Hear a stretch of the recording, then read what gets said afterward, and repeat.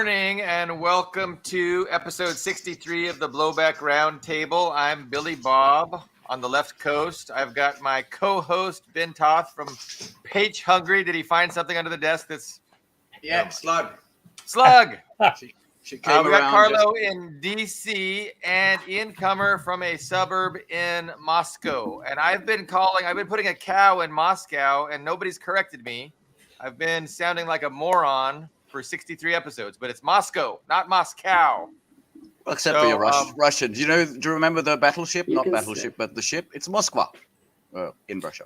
Yeah, and you can say cow, Ian? You can say cow. Yeah, I mean it's not the Russian name anyway. You know, it's Russia. It's not like only Ukrainians get upset if you don't use their funky Ukrainian accents on all of their and the correct letters. You have to use the woke letters. You have to use. But yeah, Russian doesn't care. I mean, it's Moskva. Stepling corrected me, so I'm going to have words with him. I'm going to tell him. You can say Moskva if you want, but when you're speaking in English, it's just... It's Moscow, tomato. I don't think it matters a lot, yeah. I think John Stepling sent a message to Rockhill when he quoted Theodore Adorno. So if we ever have Rockhill on, we have to have John Stepling on also. Okay. Are they in disagreement or are they in agreement? Disagreement. Stepling is a devotee of the Frankfurt School. Interesting. He knows them thoroughly. That would be an interesting discussion.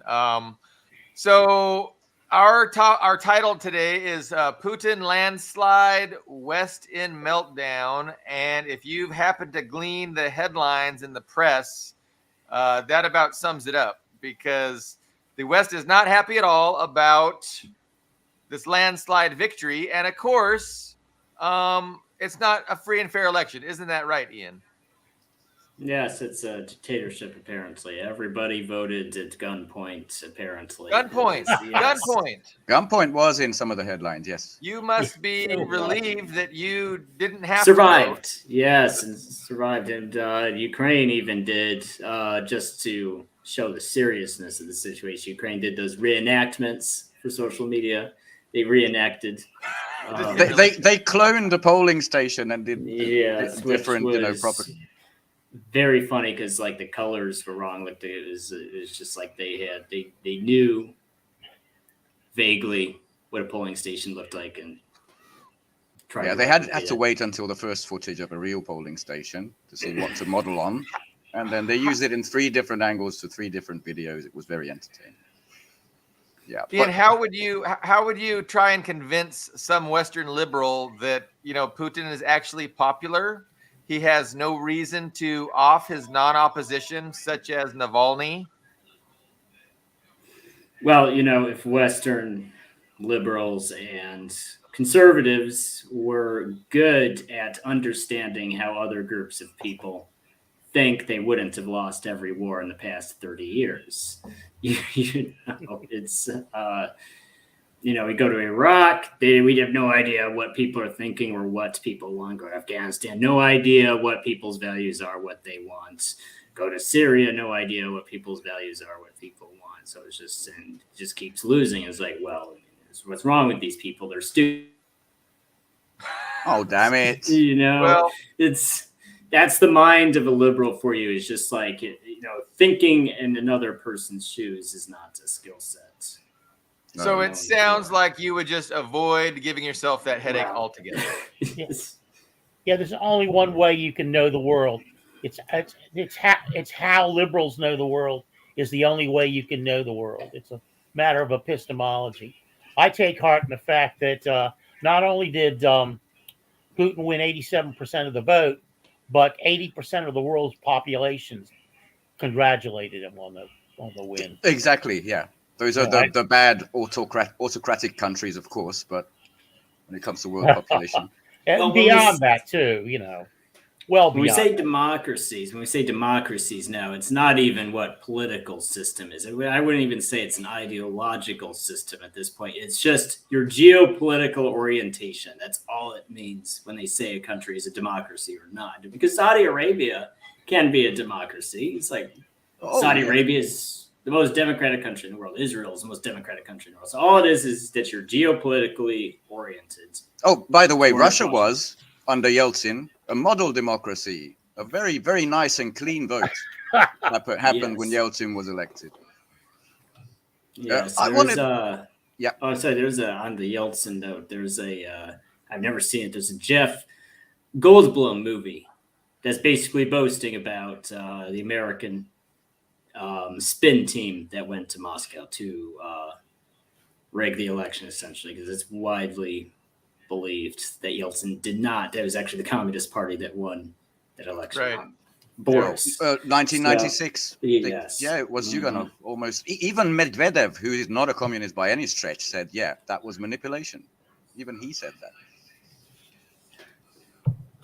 Oh, by the way, just to picture the full circle. In the 1990s, I remember them visiting not Coca-Cola, but a Pepsi factory in Russia, the Clintons, right? Mm-hmm. And that was like the beginning of democracy. They are flowing west into the partners' arms and beautiful. And then now we have Dobry Cola, and everything has just gone full circle. With Bye Bye Coke, it's Bye Bye West.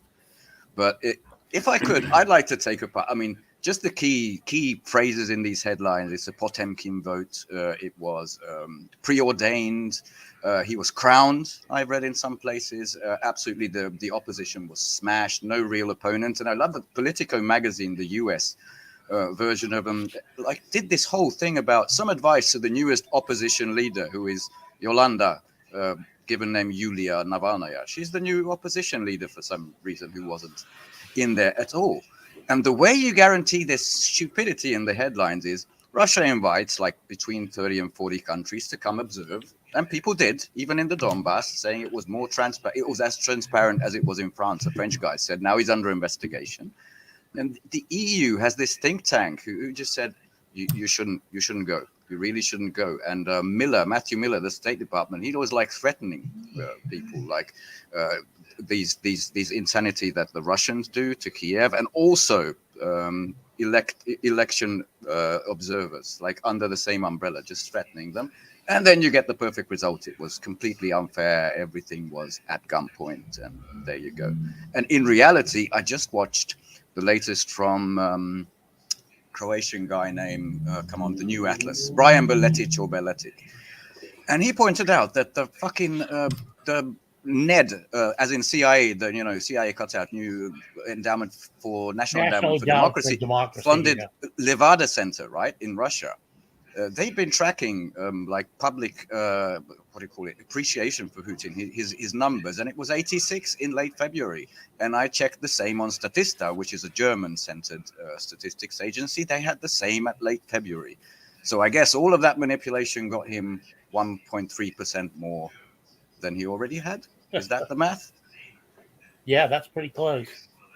And I can't vote, of course, because I'm not a Russian citizen, obviously. But I did visit one of the voting sites. It was in Mutishi, north of Moscow, and so this one was set up at a school, at kids' school. So I went in. There was a couple of policemen in near the entrance.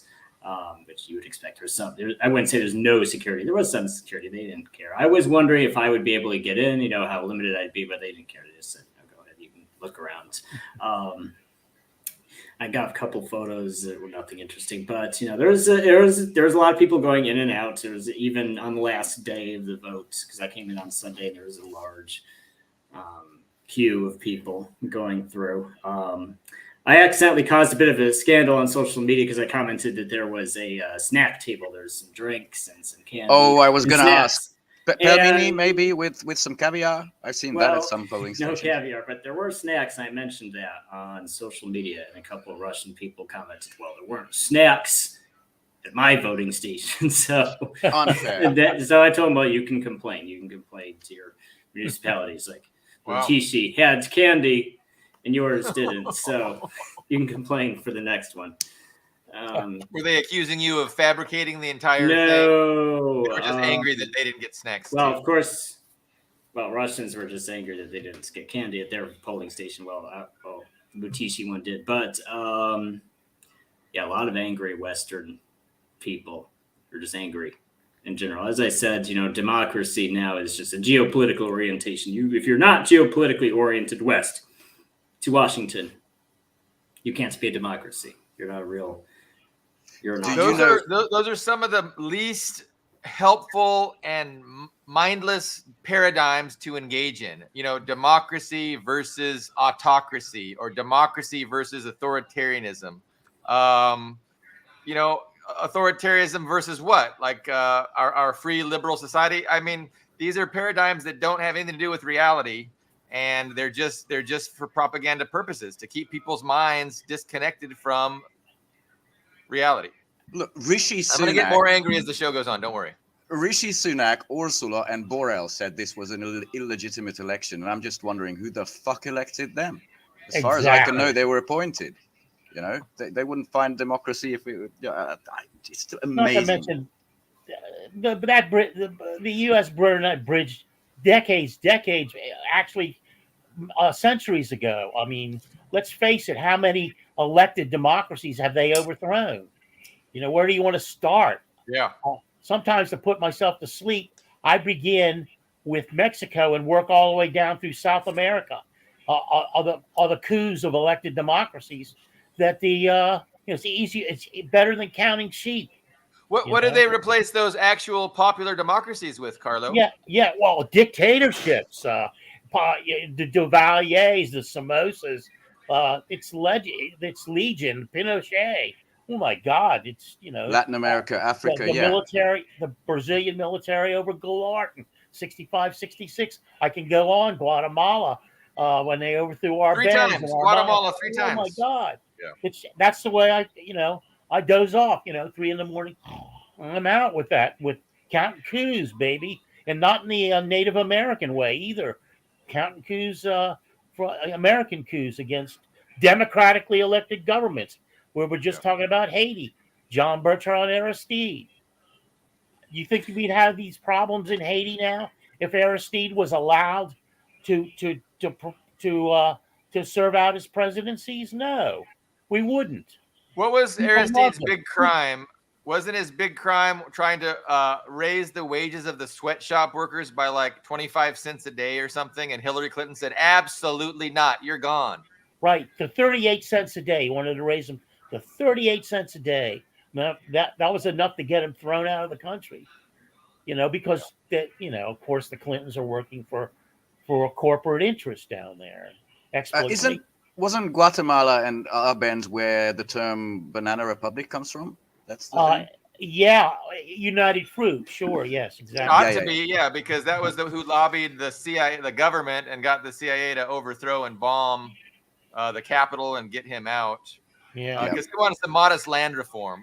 All this unused land. He wanted to buy it back from United Fruit Company and the wealthy elites at the same price that they declared it was worth on the previous year's taxes. Totally fair. And because of that, he got cooed. It's like and the term, even just the banana wars, even they just to show you how far back it goes, it was even before the CIA was founded. There was the banana wars in the early 20th century, before World War II. It's what Smedley Butler was the Marine general, the 2-time Medal of Honor recipient, who wrote War is a Racket, who was basically condemning the whole, as he called it, a racket. It's just a corporate. I didn't mean to bring that in. Money grabbings. Corporate money grabbing scheme, all of those small wars that we're fighting in the American sphere of influence, as we call it. War is a Racket, great book. Yes. Smedley Darlington Butler. Yeah. He spoke for the bonus army in Washington when they wanted their bonuses early from fighting in World War I. And oddly enough, among the Marines that drove the protesters, the bonus army out of Washington, it was led by Douglas MacArthur and George Patton. Patton was there, and Eisenhower were there. They were all there. Was Eisenhower there? I know MacArthur was there for sure. Yeah, there was a young Eisenhower. He was there. Yeah.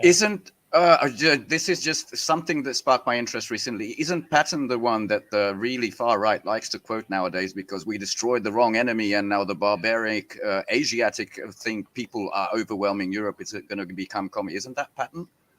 Yes, he was, and Patton's quite, because he was very much part of the anti-communist hysteria, like with Carlo mentioned. There was this panic that there was going to be, because where do coups or where do revolutions very often start? In the military. So there's a lot of fear that World War I veterans are going to get fed up and cause some sort of mass rebellion. So that's why they were so panicked about the bonus army demanding their pensions that they were entitled to, and Congress was pushing back. What was basically happening during the Depression is Congress kept pushing the maturity date for those certificates, and they were just hoping they would just die off first. So that's what sparked out of cash. There's some similarity to today. Yeah, but with Patton, but not to deviate too far, but with Patton, so yes, he was very anti-Russian, very anti-Soviet, very anti-communist. And he had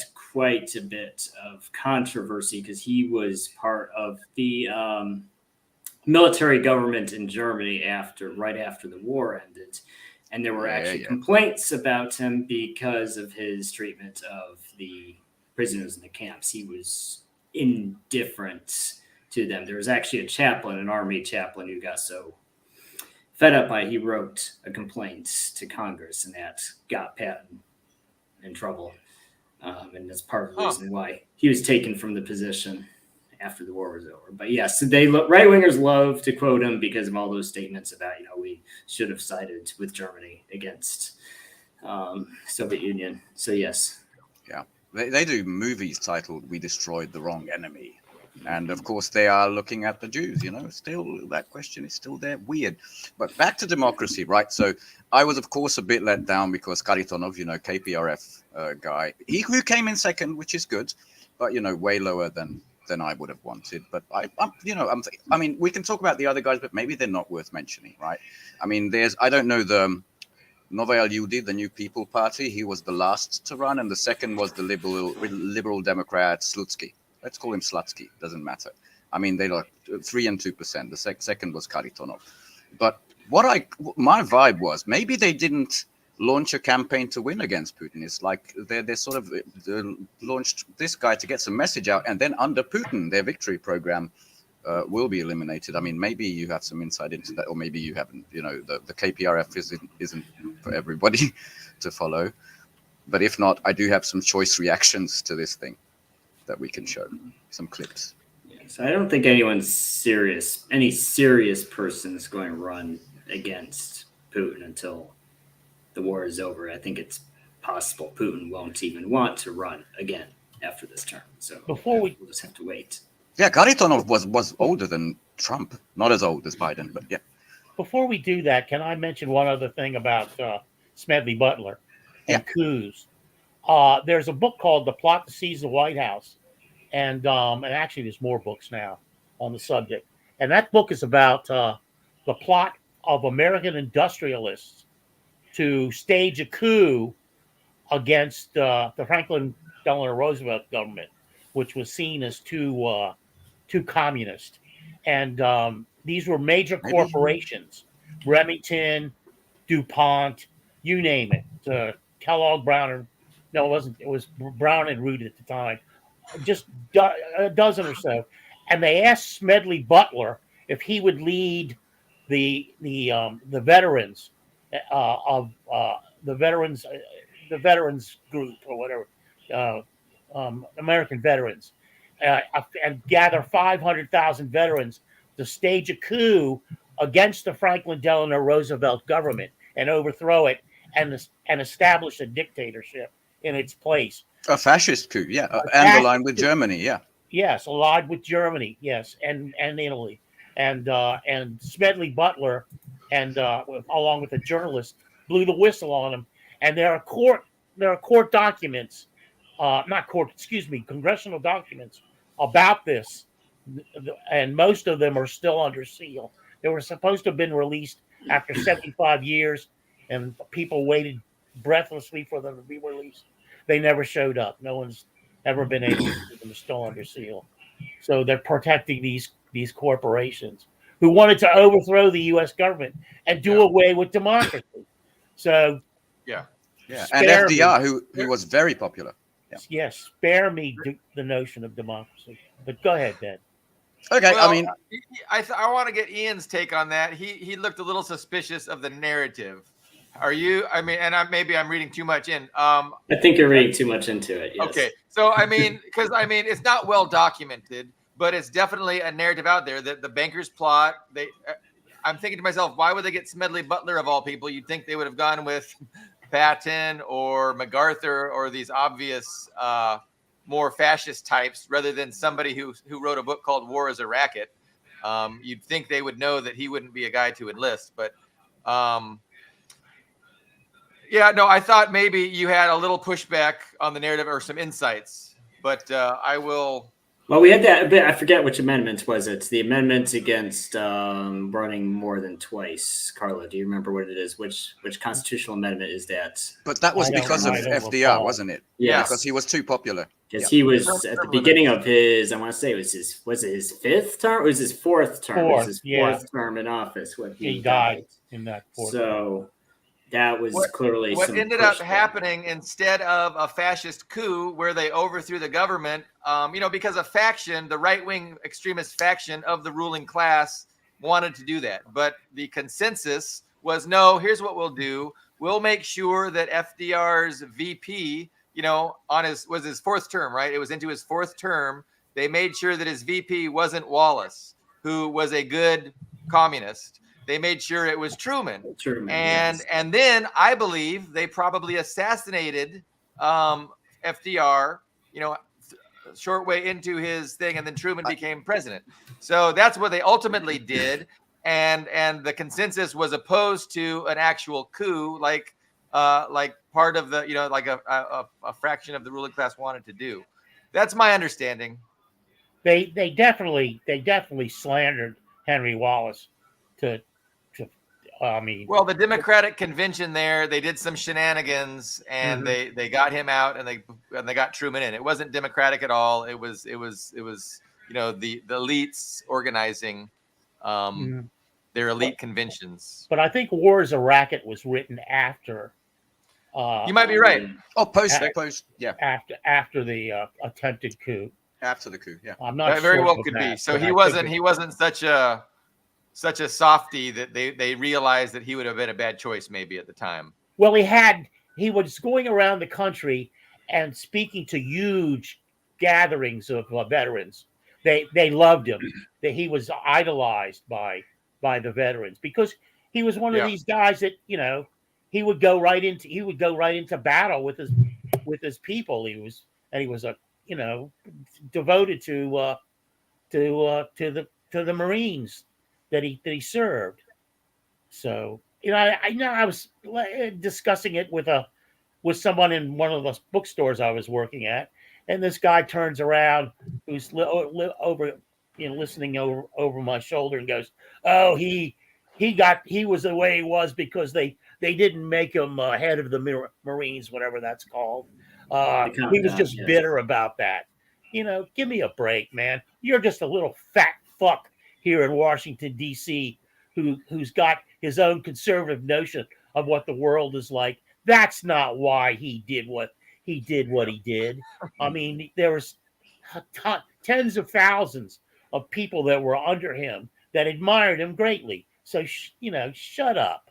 It's just disgusting sort of twist of things you get here in Washington. Ben, you wanted to keep us on track, and I know you might be bored with the Russian election, but I sort of want to get back to it. But since we're in history, I quickly want to I think Carlos means the Lusitania. I think that's what that comment is. Yeah, and with there's a conspiracy theory.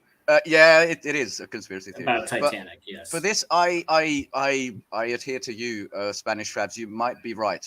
I'm just very. I know they had some connections to some oligarchs in the 90s. The KPRF did, and that's not a clean slate, if you know what I mean. Also, I know they're in the Orthodox Church, just like it was all major factions are. But I did like that in 2018 was the last election. they got like over 22%, and all the videos I've seen of polling stations, it was young people, young KPRF people, and it was still the largest in-name communist party, which gave me some hope, as opposed to some small splinters.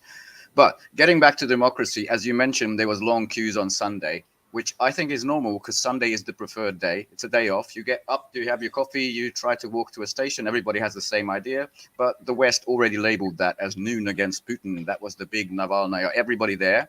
They had these long queues also in European capitals of Russian expats, also interviewed voting for Putin. And those were the brave protesters of democracy and the Navalny crew in the framework of the West's mind for some fucking reason. What's interesting about that, though, is that all of this, actual election interference, because like the green ink, for example, which. Well, there was that, yes, but I mean, outside of the country, there was. Like Latvia was threatening legal action. There might have been a couple other countries as well. And what's interesting about probably that two other countries, the bloody three Baltics. Yes, and what's funny about that is that Russian expats are more likely, not less likely, to vote against Putin in the election. So it's kind of interesting there that they're lashing out at people who are more likely than others to vote against Putin, which is interesting to me. Because if you like Putin a lot, there's a chance you're still in Russia. So it tends to be people who don't like Putin who leave, go to a Western country, and those are the people who are having a hard time voting. Yeah, isn't that cool? Everything they do to stop Russia, it seems, is strengthening Russia, including the political system, including what Putin framed as finally we are together, the united, as in his party's name. Reactions.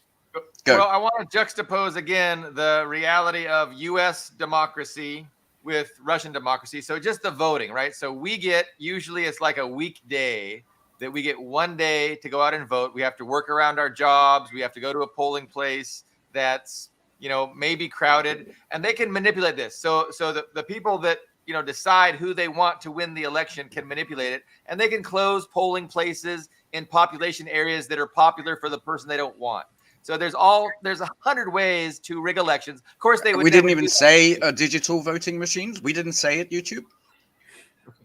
Well, and they would never do that. YouTube, they would never actually rig an election. But if they wanted to, the system, there's so many ways to do it. And again, it's one day during typically a weekday that you have to vote. You got to work through these lines often, work around your job. And meanwhile, Russia, it's a 3-day weekend. You have 3 days to vote. You don't have to work. And that's probably one of the reasons why they had, 75% turnout, even though sometimes it might not be that high. But which way is more democratic? Like, which way really wants the people involved and enfranchised? Like, I don't think the West democracy really wants people involved or enfranchised. They want us placated. They want us to pretend or to think that we have a democracy and that our voting matters, but nothing fucking changes. Like, it's a joke because our vote doesn't matter. People know that intuitively, and they try and discourage us from voting anyway. I mean, yeah. Shoot, I had one other thought, but it escaped me. And both parties use those tricks. So, yeah. No, for sure. Yeah, they do. In their primaries, gerrymandering is not exclusive either. Yeah. I mean, but as far as the voting machines go, I don't want to go down the Mike Lindell rabbit hole. Believe me. Yeah, me neither. That's fine. Regis. I think he's a Russian voter, isn't he? Ian? No. No. Okay. Well, he's there enough for the time. Yeah. Not a resident. He's not a resident yet. He's in Facebook. He said he went to a polling center and people were using electronic voting machines. And Don questioned him on that. Really, electronic voting machines? Because he was surprised. And Regis insisted, yeah, it was electronic voting machines. You can vote online. You can also vote. There's a digital app you can use to vote online from your home as well. I just wanted to say, definitely safe, secure, and fair ways to do electronic voting. And then there's also rigged ways you can rig the electronic voting. But Putin's so overwhelmingly popular that they don't need to rig it. They don't need to off his non-opposition. Like they can have a free and fair election because he will win in a landslide. And Westerners need to just appreciate that he's their legitimate president in a landslide. Yeah, I think Kirby already said that that's the reality we have to deal with. Putin is the president. But on your point, I wanted to say, by the way, okay, it was an app. Maybe that's what Regis meant. I know, but Putin voted online, and the West already came out with he didn't want to mingle with the public. He was afraid of the public. That's why he voted online. It's just that insane at the moment. But on what you said, I guess they're a step ahead of us in Russia because we also have paper ballots, big boxes, a huge number of observers when you pull them out onto the table and count them. But ours are opaque. Cardboard, and I think Russia's were all transparent, and they had 3 days off. We just had a weekend, so 2 days to vote. But it's still, I mean, I think highly democratic. But get some clips in here, and I will just play half of them from the mid-insane to the extreme insane to someone normal, which I hope you'll be surprised of. So a couple of clips on the reactions.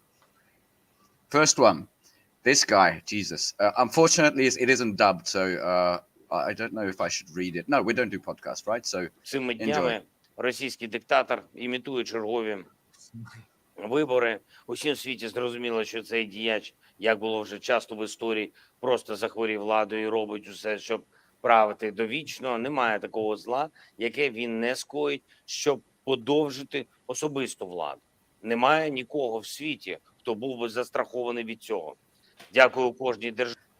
Half of it, but that's insane. I also saw another version where the subtitle said he was an actor, as in he accused Vladimir Putin of being an actor, which I thought was supreme. Here's a second one. I hope you've seen this. This is very short. И уж если совсем быть честным, да, будь я в России, я бы тоже проголосовал бы за Путина. Sorry, if I were Russian, I'd probably vote for Putin, and that's Mr. Arestovich, longtime buddy and friend of Zelensky for a while. And this is my final. This is out there, Mr. Zizlek, sniff, the so-called Stalinist leftist from Slovenia. Jesus Christ, just listen. It's English at least. They are no less than Arabs. They are today in the worst sense, fanatical religious fundamentalists. Yeah. They have to be stopped unconditionally. They are. Just so you know, he's talking about Russia and Putin, the Putinist regime. Okay. Well, he was doing his. Oh, I'm sorry. Doing his best imitation of Zizek there, but I like the Zelensky. It was pure projection. I mean, he didn't. He cancelled the election, and yet he's speaking. Look at him. He's simulating an election. Zizek, I don't know when he became this sort of an absolute NATO puppet. That's the one that was like. Yeah, I'm interested in the context of that. I mean, I'll watch that Piers Morgan episode. Piers Morgan, he's such a fuck, but it's interesting. But he's getting schooled now. Turn away. What's the who was the guy who was there? Not Mersheimer, the other one who was there in the 1990s Russia. He did a recent one with that, and he beats up, he mauls that guy, Piers Morgan. Jesus, Jeffrey Sachs, maybe? No. Sorry, I get mixed up. But also another regular Judge Napolitano guy. Oh. Not Blumenthal. No. Is it Larry Johnson?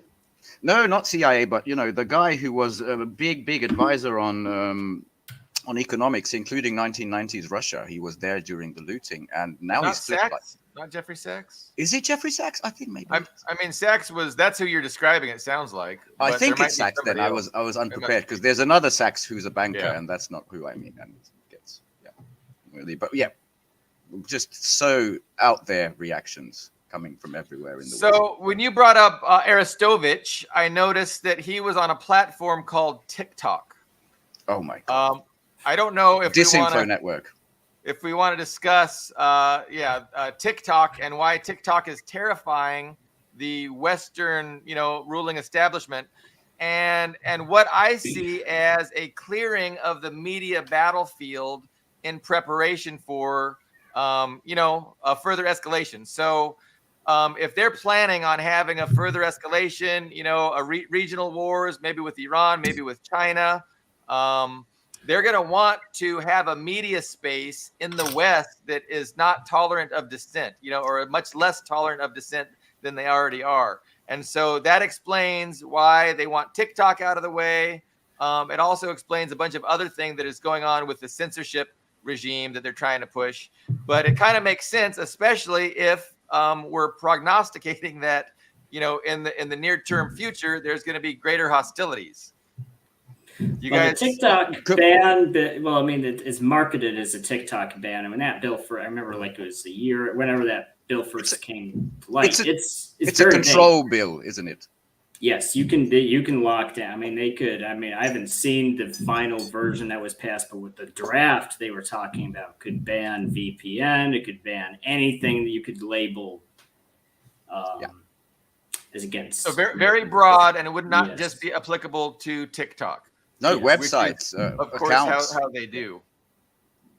It's kind of like the Patriot Act. If you support this act, you're a patriot, but if you're the wrong kind of patriot, we can use it against you. It's just, their legislation. Russian internet regulator does block several websites like Facebook and Quora and BBC, but there's no law saying you can't use a VPN to look at whatever you want. There's no law in Russia that says that, but this law does in fact crack down on VPN, and that's something Washington and these other Western countries want to crack down on, is people evading their blocks and using VPN. They would like to see VPN just fall out of mainstream use. So, by the way, if we're talking cyber, I'm not able to pronounce the Russian internet regulator, Roskomnadzor, something like that.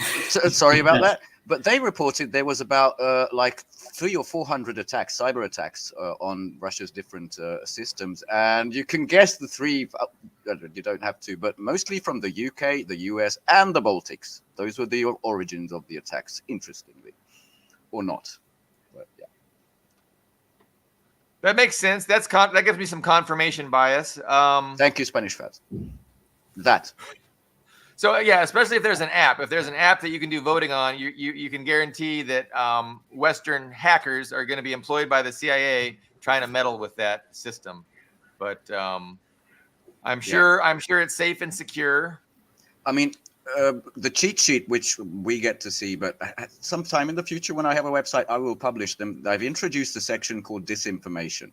And Jesus, it's not just TikTok, guys. It's like Blinken wants more media transparency in the Pacific. He wants correct news. That's already a scary term. Stuff like that. There's a wave of, I'm just going to find this one because it's so good. A flow of lies awaits voters in many countries. Blinken called in the VOA, Voice of America, CIA, and net cut out. Very interesting stuff. And Europe, which I downloaded. Unfortunately, it's like a binder, but a new media freedom law, EU-wide, which I'm kind of scared to delve into because it's probably named just like the Patriot Act or No Child Left Behind, which left so many children behind Act. But we are entering into this era where Cleaner Skies. The Cleaner Skies Act actually increased the amount of pollution. A wonderful naming convention that both these groups have. I just wanted to say we're heading into some deep shit, and I think the catalyst for this wasn't so much Ukraine, which has got the people in Europe souring. I mean, they're quitting the armed forces at the moment. I think this one was Gaza, as I think we mentioned last time. It was the ADL, Anti-Defamation League CEO saying, we don't have a left-right problem. We have a young-old problem. In short, we have a TikTok problem. The young people are not going along with their preferred narratives, self-defense, there's no genocide, that sort of stuff. It's leading us to a dangerous place in the different media landscape. So you think Israel-Palestine was the major catalyst for pushing this anti-TikTok law? Yeah, catalyst is my word. I think it was in the works, obviously, but now is the chance. But go ahead. There was a list going around of the trending Israel-Palestine related hashtags. I don't know. I don't have TikTok. I don't know what it's called, but hashtags, same thing as hashtags, the trending ones. And the overwhelming majority were pro-Palestine. And the one, like out of like the top 20, the one pro-Israel had like maybe a couple million, I saw that same meme, and assuming it was true, it was like 50 to 100 to 1 was the kind of the ratios of how the algorithm was promoting Palestine narratives over Israel narratives. And apparently TikTok, they have an algorithm that is not, it's not politically biased. It just kind of, whatever is actually trending, it just magnifies the existing trends. And that's why they don't like it, because it's a grassroots kind of algorithm, as opposed to a top-down algorithm which can distort and push agendas. So this one is just a real grassroots democratic algorithm that promotes what is organically already trending. That's my understanding, and I mean that would make sense why they oppose it. But it does draw questions. It raises questions about X and Elon Musk, because a lot of people made the accusation that, when he rebranded as the free speech platform, a lot of people pointed out, well, my account's still locked. He never lifted the ban, the ban on all the Russian accounts he banned. Just all conservatives, everybody, their accounts are still locked.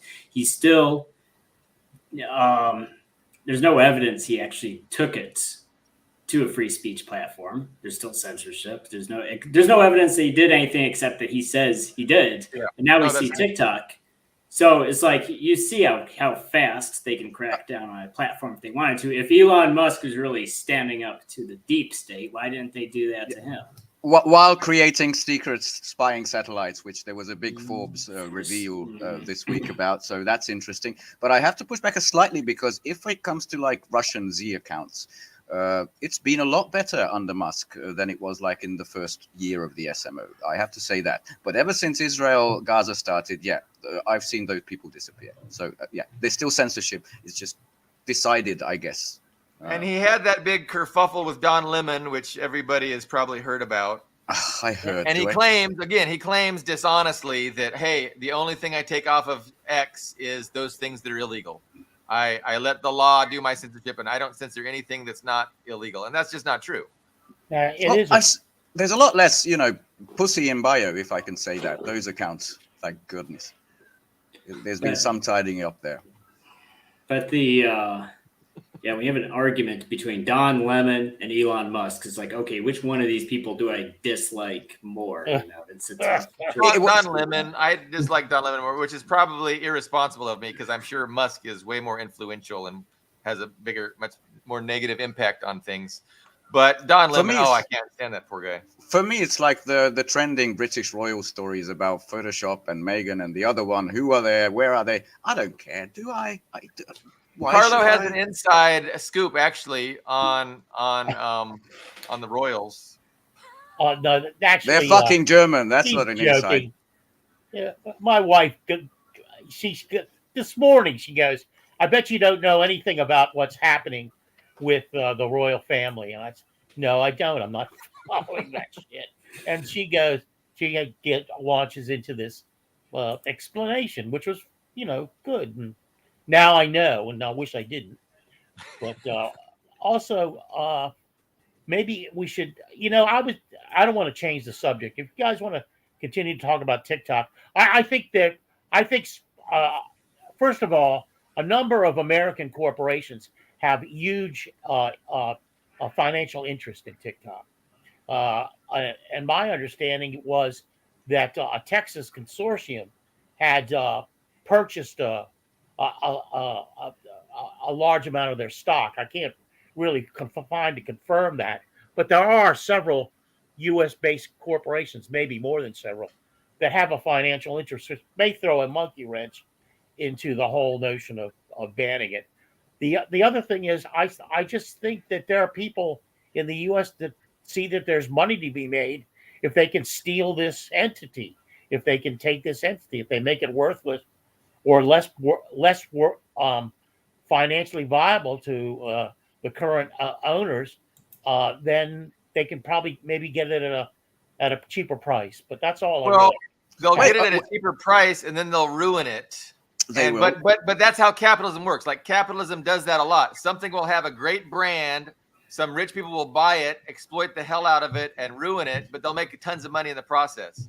So that's just like a recurring theme with capitalism that I've seen since the 80s, where these brands that people know are good, they'll buy them out, they'll ruin the quality, and then they'll just make a lot of money in the meantime and tank the brand. But they wouldn't keep TikTok, the algorithm how it is, because the algorithm how it is, they can't control. They would change it. Yeah, and I think they would get far fewer viewers.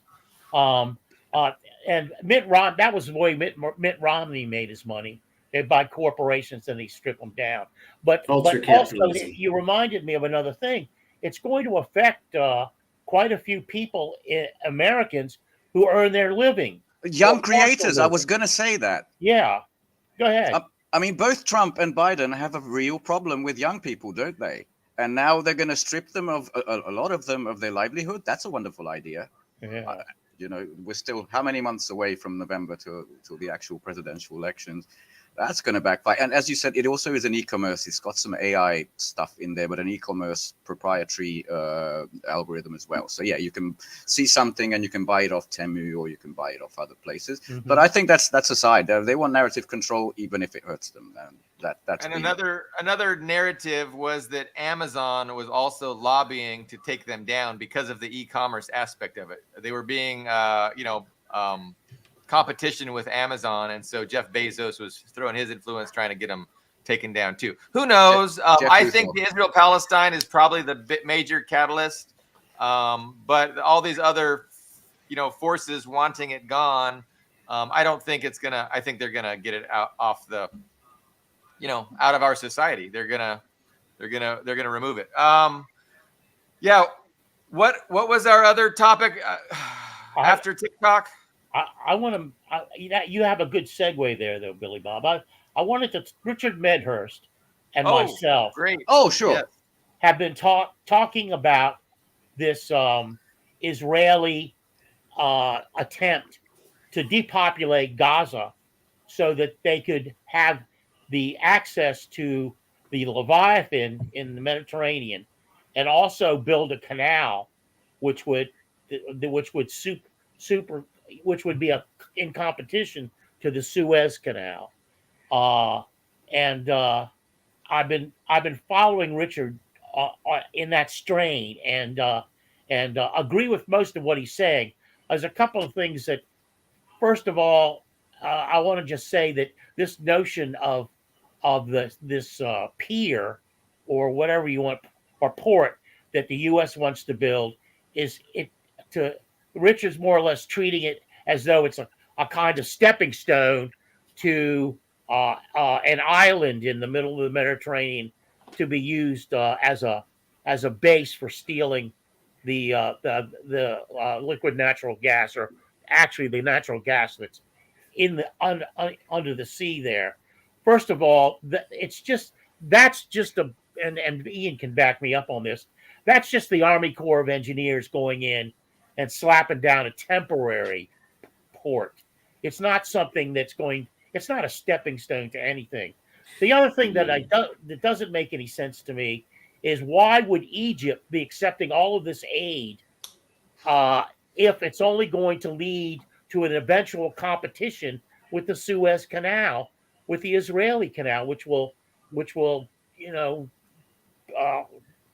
hurt trade and the cash cow that the Suez Canal is for Egypt. So I just want to throw that out. Anybody have any? Yes. Insight? So I think you're right, because this is like you said, this is just a pier. I think a pier is a good word for it, that the Army Corps of Engineers or Seabees or whoever they assign to it can just throw up in a few weeks. It's not. It's 60 days, I read. Long-term, yeah, it's not a long-term project. I think it's really, if it's anything, it's a justification to put boots on the ground. If there's any conspiracy to it, there isn't necessarily anything beyond what they said it is. Just so Biden can look like the humanitarian leader delivering a trickle of aid. Is this project really going forward, or has it just been proposed?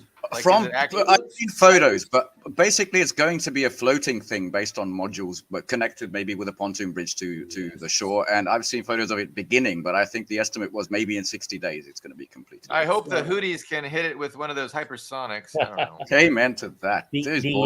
But to address the thing about Egypt, earlier this week we had 6 different, I don't remember the whole list, but Ursula was there and 5 other EU leaders were in Egypt, which is almost unprecedented. So I think that's most likely a lot of diplomatic support to keep Egypt on the side of supporting the Israeli genocide. And well, they gave them $8 billion, right? They got $8 billion payout for their, sellout of humanity and the Palestinians. It might also be also European immigration. So a lot it goes into, we don't want more of these ships. Yep. And Egypt is the easternmost. Then there's Libya, Algeria, and Morocco, and these have to be paid off to stop this tide.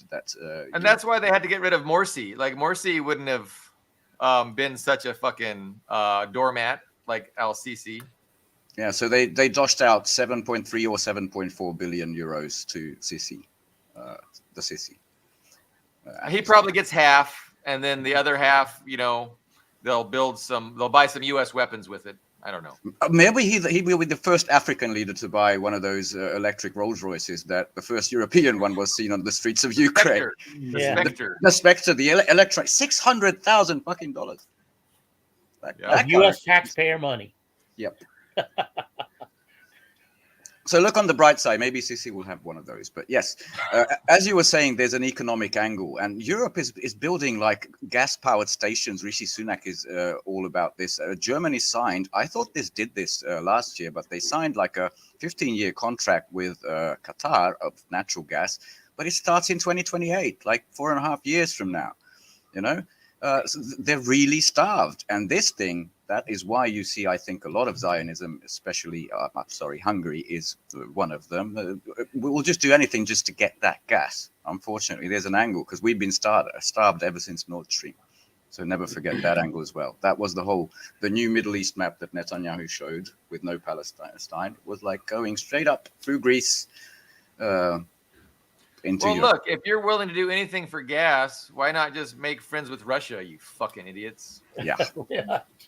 Yeah. The problem with all this stuff is that this is, like you were saying, Ben, it's not something you could do overnight. It takes years. Years. I mean, how many years was just even just a Nord Stream network? I mean, that was over 10 years. How long did that take to put online when they first started constructing it, first started negotiating to even build it? And that was I think that was early 2000s they first started talking about it. Christy, I haven't seen this. Maybe Carlo has. Yeah, I have. Good point. I have some notes here. I remember the harebrained plan that we're going to build artificial islands, but I haven't seen the promo video. An Israeli representative went to a conference with Europeans. I may be wrong about the details here. And all he showed was this promotional video about this island in the Mediterranean. And it was, rather elaborate. It's the kind of thing that the Chinese have done off their shore, the Europeans were bewildered by it. They couldn't see the reasoning behind it because that was not the purpose of the meeting. And I'm sorry I'm so vague about it. It was an Israeli proposal, that's for sure. I know that. Yeah. So I did see that, and that comes back to the Richard Medhurst. He insists that Gaza's being depopulated, and that's the real reason. The canal and exploitation of the Leviathan oil fields. And that's why also, and he makes a pretty convincing case, though I can't imagine, given the state of the U.S. Construction business after the Halliburton experience or whatever you want to call it in Iraq and all of that just shabby work or no work being done, that they could accomplish that the West could accomplish such an enormous engineering task anymore. I don't think they have it in them. Anyway, but and I'm forgetting the point I wanted to make, but it escaped me. I shouldn't digress like that. We can recommend. This is Richard Medhurst. I saw it on Rumble, but I think it's also an extra 2-part like mini documentary series, like 15 minutes each or something like that, where he goes back into maybe 10 years in history and all the economic underpinnings of the current Gaza-Israel conflict. I mean, he makes it fantastic, better than anyone else. It would be such a boon for the imperialists. I mean, they saw this newly discovered resource, the Leviathan natural gas bed or whatever that has, tons and millions of tons of natural gas. Hasn't been exploited, but it's right off the shore of Gaza. So technically it should belong to the Palestinians. So what do? Well, we can't have that. And you know what? You know who needs gas real bad now that we've, launched this war against Russia is Europe. The Germans. Sorry. Yeah. So Europe and the United States and Israel. Israel wants to benefit from this too. And so all of, the allies of Western imperialism are doing what they can to make sure that they are the sole beneficiaries, and the people that, by any, right, because it's on their property, so to speak, that should be benefiting are not going to. And how are they making that happen? By ethnically cleansing them all. That's what's going on right now, making Gaza uninhabitable. And that's their agenda. But I don't think it's going to work. I mean, none of their plans ever work out how they hope. Not for the last 10 years, but God bless the Houthis again, the hypersonic Houthis, and that's what I'm going to use every time, because now they've extended their blockade. It's not just going to be people going through the Red Sea and the Suez Canal, but also the Indian Ocean, meaning if you try to go around the Cape of Good Hope and go all around Africa, just try to get into Eilat or one of the Israeli ports. No, you're still going to be targeted. Thank you very much. They're the guys, they've done the most. I mean, when people look back on this genocide, even Iran has to say, we did less. We did less than the Houthis did. They did the most. But Israel has knocked out all three of the other ports that are within the proximity. Okay, Lebanon, there was the big Beirut explosion. I remember that. There's Syria, Latakia, they've knocked it out. And they still bomb it. They still bomb it on a weekly basis. And and Gaza had a little fishing, but a little thing. Deir al-Balah. I had to write that down because So Iran Observer is a Twitter account. They're great, but they're just talking about how Iran and Syria are working together, and Iran's going to give Syria some serious anti-aircraft weapons to help defend against those constant attacks that you just referenced against Syria by Israel. So there's an expiration date on those attacks. Those aren't going to continue in perpetuity, and thank God for that. But yeah, you wonder why Iran didn't do that maybe 5 years ago. But it sounds like they're really going to put it into those. If Ukraine is out of air defense missiles, the stuff you use in the Patriot, which I understand is the same you use in ships.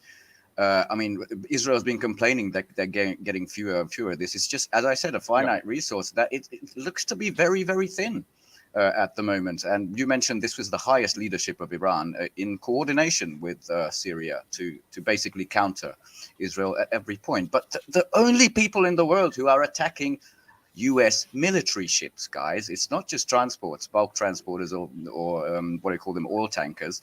They're the only ones. That's the Houthis. That's the Yemeni armed forces, to be correct. It's not just the Houthis. Russia doesn't do that, guys. I mean, China doesn't do that, even though it could. Well, they don't have the impunity, right? I mean, nobody dares to do that. Because who's going to occupy Yemen? Like the Saudis just lost a war against Yemen for 10 years. And that was the best that the West could muster to defeat them. So Yemen, they own all the cards. Like, so no good. They have the freedom to do it. Whereas I understand why Iran isn't doubling down and escalating in that way. And I don't blame them. Like, I support Iran in their measured approach to this conflict. But yeah, no, thank God for Yemen, and they just deserve all the total credit. It's really tremendous. Absolutely. Well, we have to remember in 2022, there was all those rumors. I think it was all but confirmed that the Saudis were looking to completely normalize relations with Yemen, and that included, amazingly, I think that was Iran. That wasn't Russia. That was Iran sponsored. No, that was Saudi Arabia. But someone had to. I think someone sponsored that. China was sponsoring that, right? China was sponsoring. I think it was just the Saudis, and what happened was what happened is Biden. The point is that Biden intervened and stopped that from happening.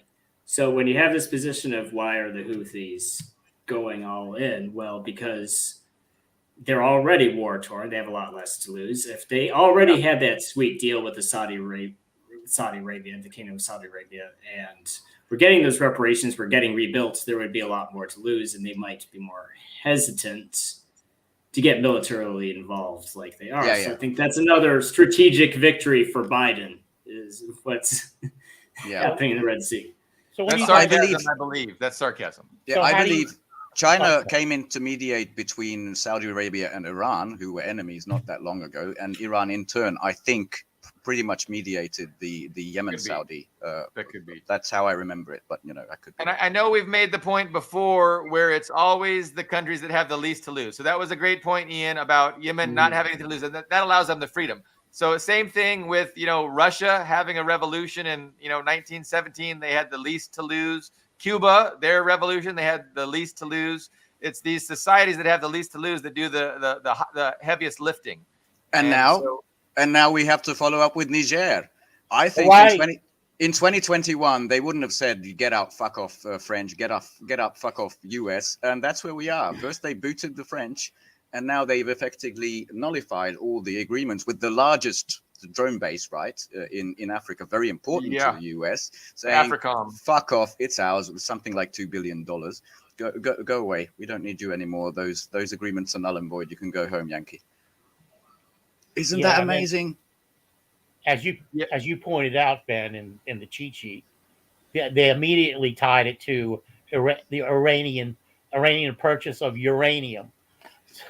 That's right. They immediately. I think it was Austin weighing the steps they can take. He already brought in like Russia connection, obviously, Wagner, and the Iran connection. You cannot associate with these bad guys. You're not that sovereign. You're supposed to be a freedom-loving. You're one of our allies, and it's just over.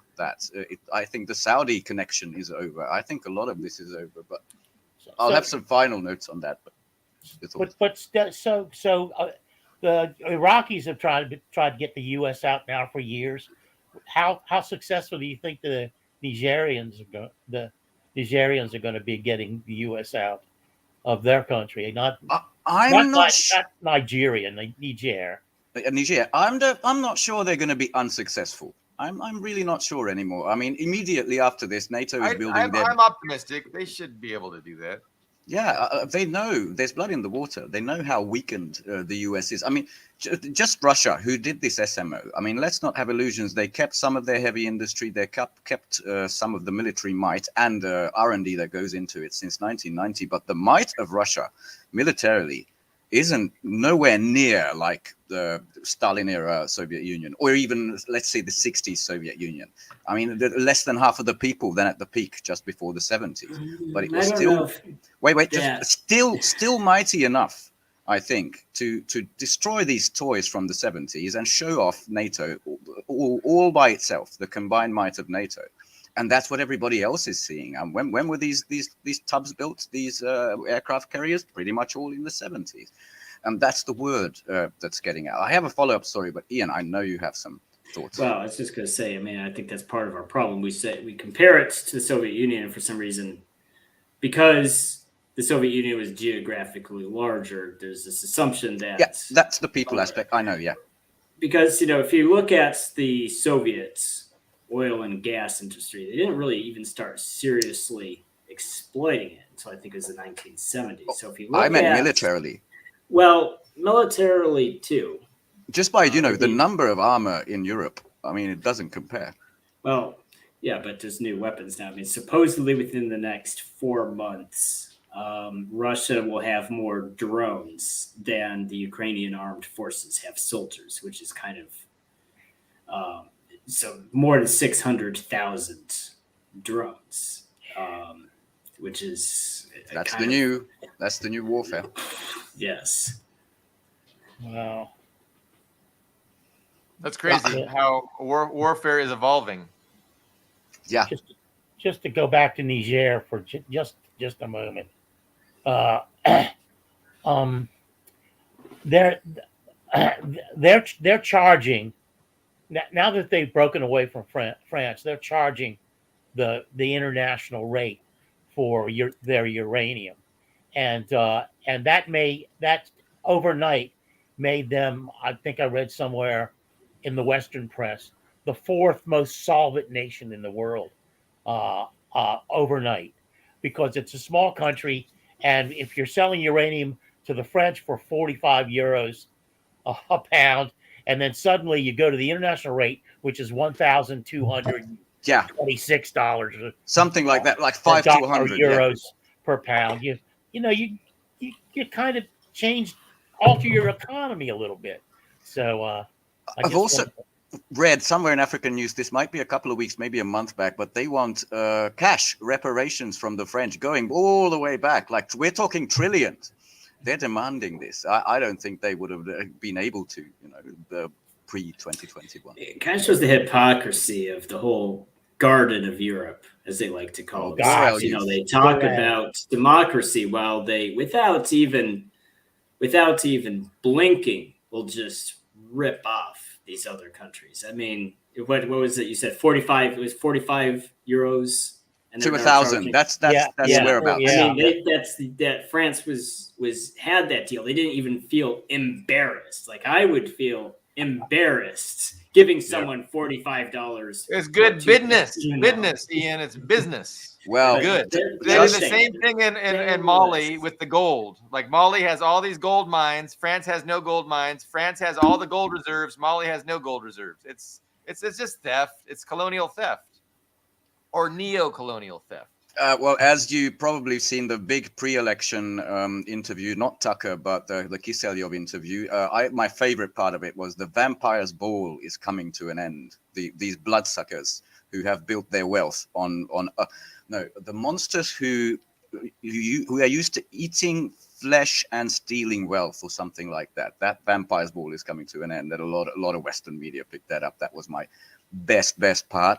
But what's sad to me is there are so many new Ukrainians signing up. I want to show you something, because there was this headline about this harebrained Czech initiative. They're looking for 155 millimeter, NATO standard shells. And I think one of the headlines was including Russian allies. I think Turkey, South Africa, and South Korea, right? 2,000. That's where they're looking for. They managed to find like 200,000. They want 800,000. And the Washington Post, just to show them how stupid and small you are, they ran a headline saying, which they, by the way, changed, because the small ex-Soviet state looking to find ammo for Ukraine. And there's this guy, will I put on screen. He's not in a position of power. Jakub Janda is paid. He's a European, one of these think tanks for democracy. Russian and China policy expert, one of those guys. He was so pissed. He put this out. I think Brian Beletic also tore him a new one for this one, because we have 10 million. Hungary has 10 million as well, but we don't punch above our weight like these guys do. But the second line, because our president does phone calls with the president of Taiwan, was, I think, just such lack of self-awareness. I mean, we're not a US puppet. We are on talks with the phone with the US puppet.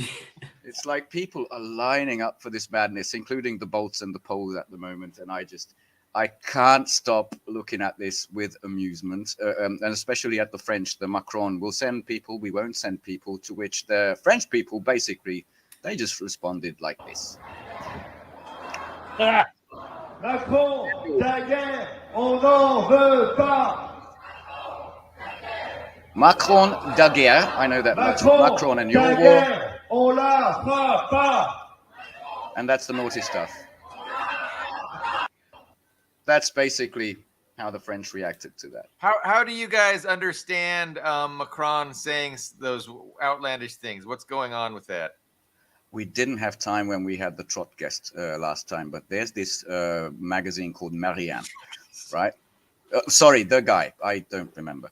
And it did this massive leak of, I think, 3 French intelligence reports. And it was so devastating. The losses in Ukraine, yes, our people are there, but we are basically, we're an army of cheerleaders compared to the Russians. There is no military way of winning this war. And the only folly would be to only do the military aspect. It was a huge leak that, like, as a warning to Macron, that don't let it fly into your head. And that came after or before he said what he said? After the thing where there was this big meeting where first the Czech guy, sorry, not the Czech, the Slovak guy. Weird. Anyway, they're all far right, including the leftist who is in Slovakia and Orban, who is my president. According to Europe, we're all far right. He leaked that Macron had this scheme of sending, troops to Ukraine, NATO troops. And then everybody, including NATO, Stoltenberg, including the US, everybody said, no, we're not aboard with this idea. And he's still trying to get the Germans aboard, trying to get. And after that meeting, this thing came out, like basically as a big, not a red line, but hey, hold your horses. You can't be serious about this, coming from the military, from military intelligence. And I think that was really devastating to him. Ravsgardia sent a box of toy soldiers to Nicaragua. To the embassy, I saw them. Yes. Petit Macron, le petit roi, the little king. You can play with this on the table. It was beautiful. I think Macron ought to avoid military strategy. It's not his strong suit. But I wanted to say something else about the Czechia response. The guy's lying that you just put up. 1 million shells. No way. What they wanted to do is they wanted to purchase 800,000. Then they realized they didn't have the money, so they cut it back to 300,000. And even that has turned into a pipe dream. So yeah, cut it back to 200,000 with the assistance of other countries. Yeah, and oddly enough, there's not. This is what's important to me. Nobody stepped in, like the Central Intelligence Agency didn't go into their black budget and beef that number up, that money up, so that they could make the purchase. That's very telling to me, because the U.S. didn't step in any way, shape, or form. That's trivial money to the U.S. That's nothing. They can print it. I can drive you down to the place and show you where they print it. And they didn't do it. And so that's very telling to me. Yeah, it was an interesting harebrained scheme. While Ursula is looking for those critical resources, because France doesn't have the black powder to create this stuff. So Ursula went to Greenland to hunt for them. And it just now turned out that the NATO, if we actually want to reach like 2.5 something %, we're like 50 billion short, as in Europe as the collective. We are pretty much broke. And America is saying the same. We're out of money. So they sent that asshole, Lindsey Graham, again to Kiev, and he said, look, it's going to be a loan, but you better do this whole mobilization law, because I'm not happy that only 27-year-olds are fighting. You better bring that down, Yeah, it's like a Planet of the Apes scenario, where the apes eat just bananas, and then they go, we got to get more bananas, we need more bananas, but we can't do it because we sanctioned all the countries that grow bananas. It's so stupid. China's got the powder they need, and they can't buy from China because you followed the US. Yeah, and now the US is putting pressure on the UK to do the same TikTok thing. Oh God! It's follow the US into oblivion. Wow! But let's 4-year-olds are running these countries. Let's talk about Miss Lindsay heading to Ukraine. I mean, is that the most grotesque spectacle you can think of? I mean, imagine. You've already lost 500,000 of your young men, and a lot of women probably. And then Lindsey Graham comes over there and says, hey, here's what you guys need to do. I don't think lower the age of people that you draft to 25. So you can kill your 25-year-olds and 26-year-olds like you just slaughtered your 27 to whatever 60-year-olds.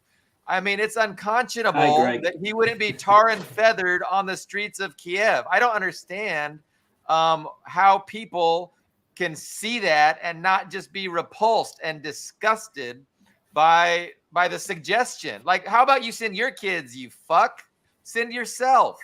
Telling us to send our kids? Fuck you. I don't know.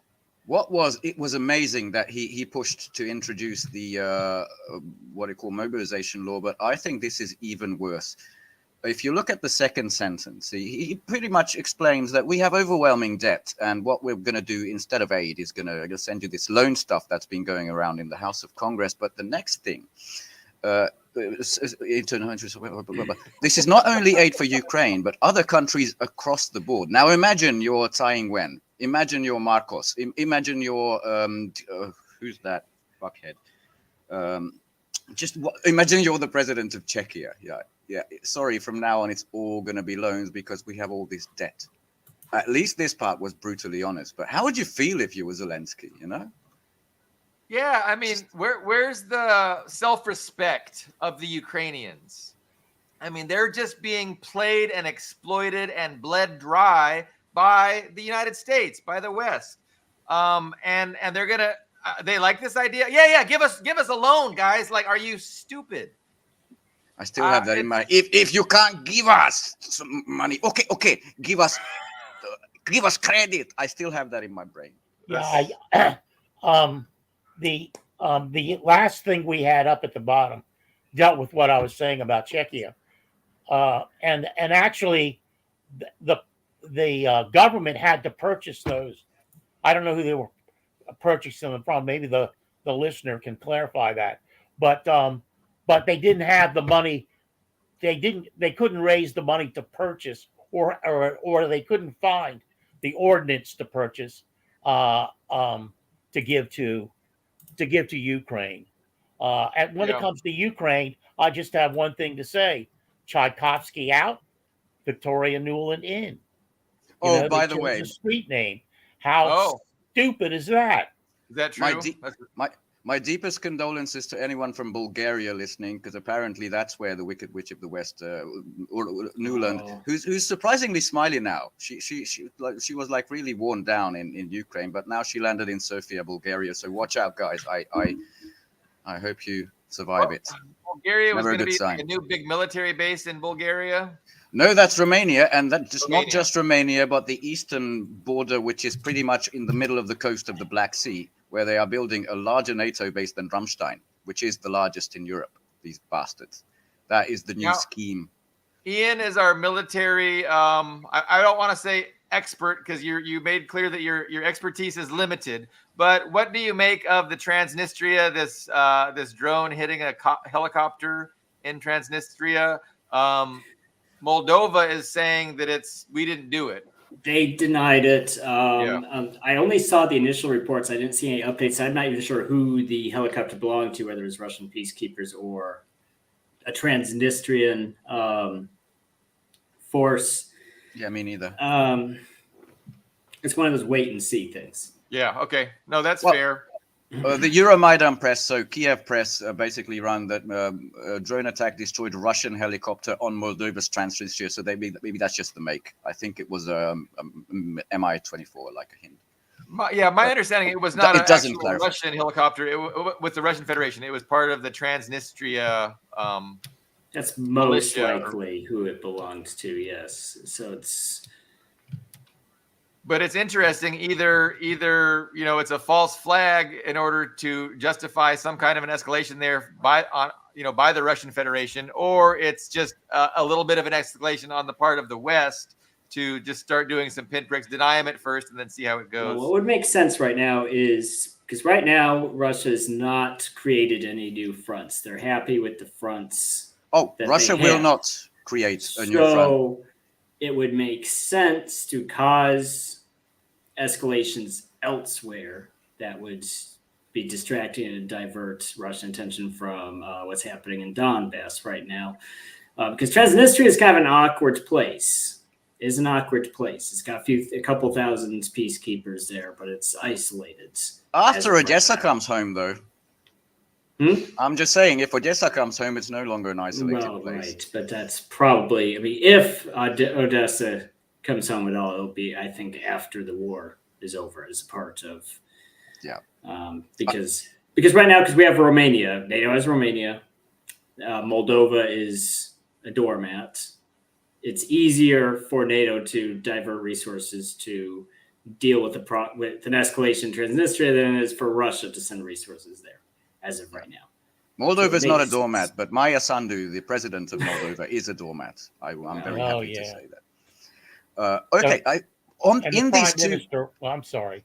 The prime minister should just step down, and now they have a prime minister that's in step with the president of Moldova. I just wanted to thank Mr. Yanukovych for sending the clarifications on the Czechia situation. I'll bring it back. Appreciate that. Yeah, me too. For my part, I understand the desperation. Just like Netanyahu desperately wants an escalation.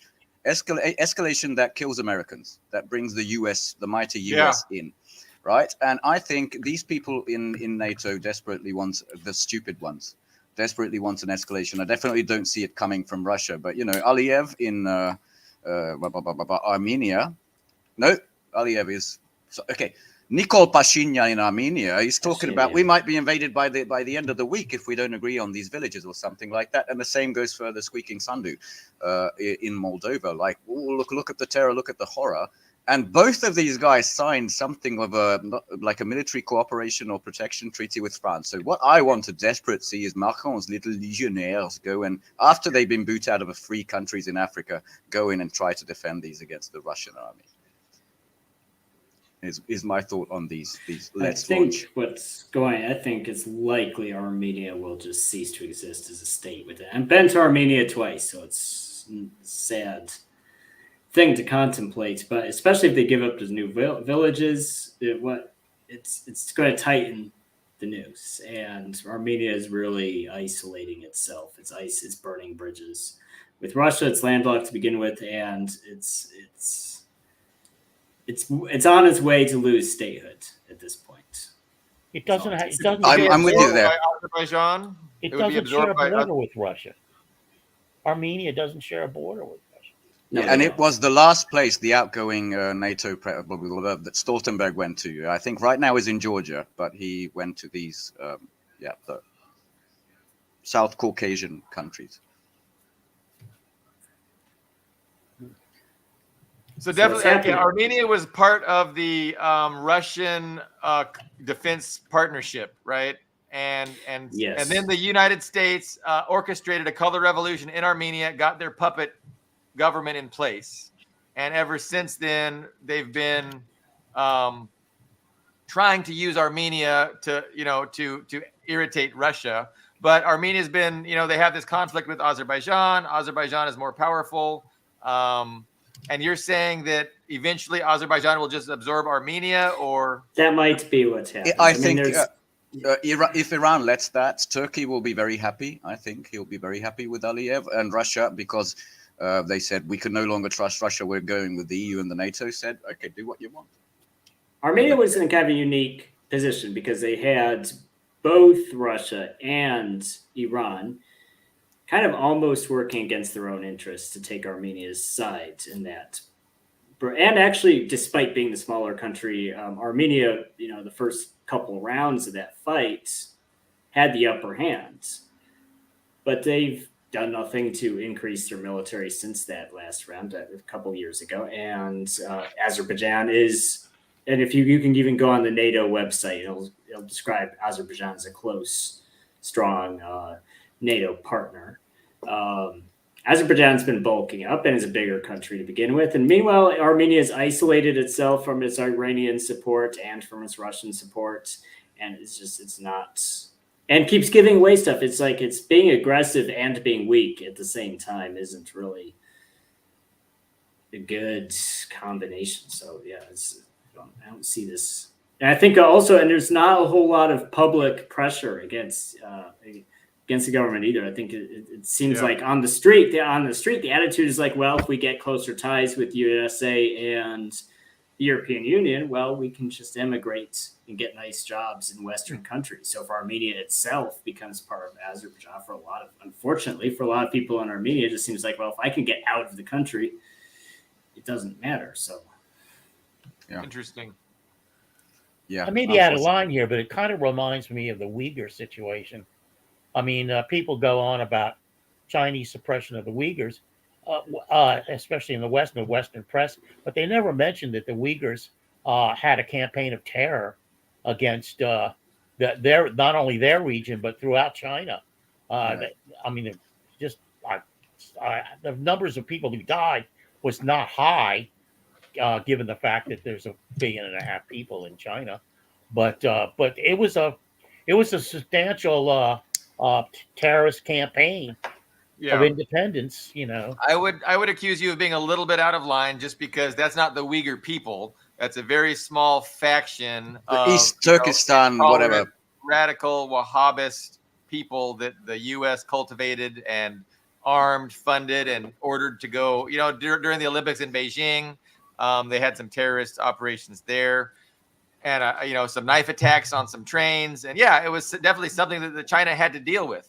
And I think they set the standard. They set the standard on how you deal with things like that. You bring in development, you bring in prosperity, you do your best to, educate people, give them opportunities to work in the industries that you're bringing in.